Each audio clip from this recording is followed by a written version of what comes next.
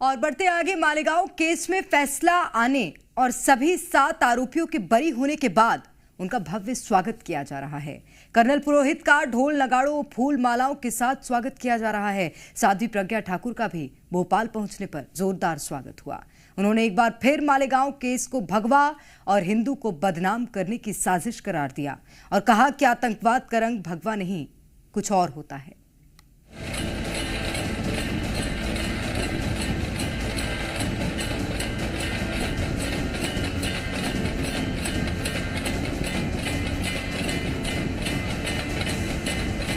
भगवा को बदनाम करने की साजिश एक्सपोज।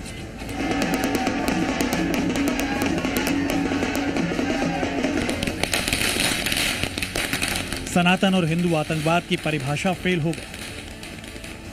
2 तस्वीरों को देखिए, एक है बीजेपी की पूर्व सांसद प्रज्ञा सिंह ठाकुर और दूसरे हैं रिटायर्ड कर्नल पुरोहित। इन्हें भगवा और हिंदू आतंकवाद के नाम पर सालों साल जेल की हवा खानी पड़ी, लेकिन केस से बरी होने के बाद उन्होंने जो खुलासा किया वो हैरान करने वाला है। साध्वी प्रज्ञा का दावा है कि हिंदू आतंकवाद की झूठी कहानी गढ़ने और मोदी, योगी और भागवत जैसे नेताओं को मालेगांव ब्लास्ट केस में फंसाने की साजिश है। उन नामों में विशेष तौर पर माननीय भागवत जी का नाम, राम माधव जी का नाम, हमारे माननीय मोदी जी का नाम, योगी जी का नाम, माननीय इंद्रेश जी का नाम और तमाम वो नेता जो बड़े बड़े नेता हैं उन लोगों के नाम लेने के लिए कहा कि उन्होंने कहा और हमने ऐसा किया, ये बोलो। भोपाल पहुंचने पर साध्वी प्रज्ञा ठाकुर का उनके समर्थकों ने फूल मालाओं से स्वागत किया। सवालों के जवाब में उन्होंने कहा कि आतंकवाद का रंग होता है, लेकिन वो भगवा नहीं हो सकता। इसलिए हिंदू कभी आतंकवादी नहीं हो सकता क्योंकि वह सबके बारे में शुभ चाहता है, अच्छा विचार करता है। देखो, कौन कहता है कि रंग नहीं होता? निश्चित रूप से रंग होता है और ये हरा रंग लेकर के जिस प्रकार से इन्होंने हमारे पहलगाम में जिस प्रकार से पूछ पूछ के तुम हिंदू हो, हम मारते हैं।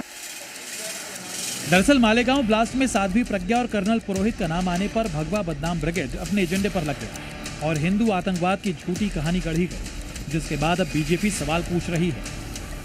भगवा कभी आतंक का रंग नहीं था, ना होगा। भगवा इस देश की आत्मा है, त्याग, तपस्या और राष्ट्र के गौरव का प्रतीक है भगवा।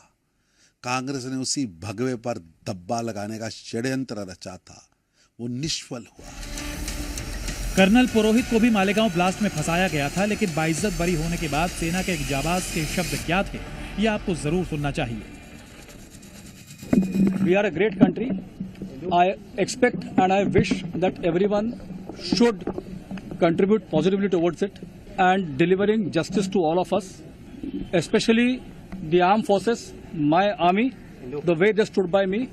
I have no words to express my gratitude towards all of them. Malais are over, should not be there. Let's be forward looking. We are a developing nation. Malegaon blast के सभी आरोपी बरी हो गए हैं और अब भगवा और हिंदुत्व में आतंकवाद देखने वालों को जवाब मिल गया है। ये पूरी तरह षड्यंत्र था उनका, ये बहुत बड़ी साजिश थी भगवे को बदनाम करने की, हिंदुत्व को बदनाम करने की। हिंदू ये सहनशील जरूर है, लेकिन वो देशभक्त है, देश प्रेमी है। आतंकवाद को किसी धर्म से जोड़ना बिल्कुल गलत है। ये सच है कि आतंकवाद का कोई धर्म नहीं होता, लेकिन जिस तरह से मालेगांव केस में हिंदू और भगवा आतंकवाद की झूठी थ्योरी गढ़ी गई, वो अब पीड़ितों के बयान और कोर्ट के फैसले के बाद पूरी तरह से धराशायी हो गई है।